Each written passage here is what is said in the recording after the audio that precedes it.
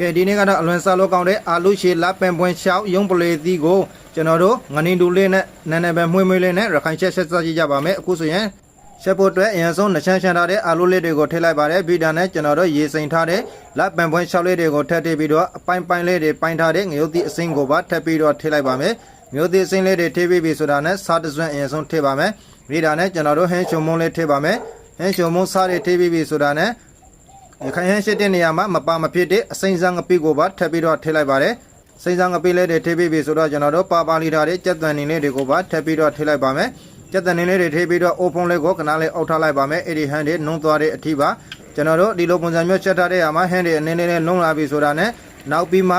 ကျွန်တော်တို့ရုံပလေသီးကိုထည့်ပြီးတော့ထည့်ပါမယ်ရုံပလေသီးကိုနောက်မှထည့်တာကကျွန်တော်တို့အိုမှာပထမထည့်ထားတဲ့လက်ပံပန်းလျှောက်တဲ့အာလူတွေကနုံသွားပြီးမှကျွန်တော်တို့ရုံပလေသီးကိုထည့်တာမှပို့ပြီးတော့အဆင်ပြေပါတယ်ဘာလို့ဆိုလို့ရှိရင်ရုံပလေသီးကအနုံလေတဲ့အတဲကြောင့်ပါပြီးပြီဆိုတာနဲ့ကျွန်တော်တို့ရုံပလေသီးလေးကိုထည့်ပြီးတော့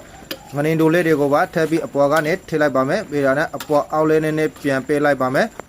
အပေါ်အောက်လေးနဲ့ပြန်ပေးပြီးဆိုတာနဲ့ကျွန်တော်တို့ထည့်ပြီးတော့အိုဖုံးလေးကိုထည့်ပြီးတော့ဖုံးထားလိုက်ပါမယ်ဟန်းတွေနုံသွားတဲ့အထိပါဒီနေထားလေးကိုရောက်လာပြီဆိုတာနဲ့အပေါ်ကနေနန်းနန်းပန်လေးထည့်အောက်လိုက်ပြီဆိုရင်တော့အနက်မွှေးမွှေးလေးနဲ့အလွန်တရာမှစားလို့ကောင်းတဲ့လက်ပံပွင့်ရှောက်အာလူရှည်ငနေတူရှောက်ရုံပလေသီးချက်ခိုင်ဟန်တိုးရပါပြီစွန့်အောင်တိကျေပေးတဲ့အတွက်တူတယောက်ချင်းစီကိုအထူးပန်ကျေးဇူးတင်ရှိပါတယ်